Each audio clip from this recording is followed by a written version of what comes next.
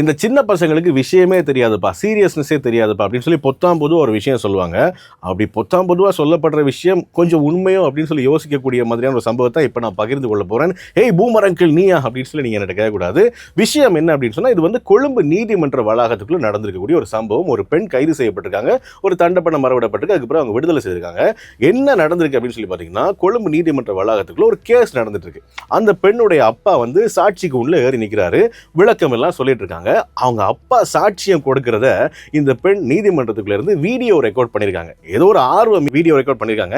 உண்மையை சொல்லப்போனா நீதிமன்றத்துக்குள்ள video record பண்றது தடை செய்யப்பட்டது அப்படின்றது வந்து இவங்களுக்குமே தெரிஞ்சிருக்கும். இருந்தாலும் ஏதோ ஒரு ஆர்வம் மிகுதியில், சின்ன பொண்ணுல, அதனால அந்த ஆர்வம் மிகுதியில் அந்த வீடியோ எடுத்துட்டாங்க. அவங்க வீடியோ எடுக்கிறத ஒரு போலீஸ்காரர் பார்த்து அதற்கு பிறகு அங்கே இருக்கக்கூடிய ஸ்டேஷனில் அவங்களுக்கு போய் ஒப்படைச்சு அவங்க மேலே கேஸ் ஃபைல் பண்ணி அவங்களுக்கு 1000 ரூபாய் அபராதம் விதிச்சு இப்போ அவங்கள ரிலீஸ் பண்ணியிருக்காங்க. உண்மையை சொல்லப்போனால் இந்த மாதிரியான இடங்களில் வீடியோ எடுக்கக்கூடாது அப்படின்ற தெளிவான புரிதல் நிறைய பேருக்கு இருந்தாலும் சில பேர் விஷயமத்தனத்துக்கும், அது மாத்திரம் இல்லாமல் இந்த சோஷியல் மீடியாவில் பதிவேற்றணும் அப்படின்ற அந்த எதிர்பார்ப்புக்காகவும் கியூரியாசிட்டிக்காகவும், அது மாத்திரம் இல்லாமல் இந்த மக்கள் மத்தியில் கொஞ்சம் கவனம் நாங்கள் பெற வேண்டும் அப்படின்றதுக்காகவும் இந்த மாதிரியான காணொலி பதிவு செய்யப்படுறது, பதிவேற்றப்படுறது அண்மை காலமாக அதிகமாகவே நடந்துட்டு வருது. யாராக இருந்தாலும் இந்த ஃபோனை ஹேண்டில் பண்ணும்போது அல்லது இந்த சமூக வலைத்தளங்களை பயன்படுத்தும் போது சரியாக பயன்படுத்தினா எல்லாருக்கும் சிறப்பானது.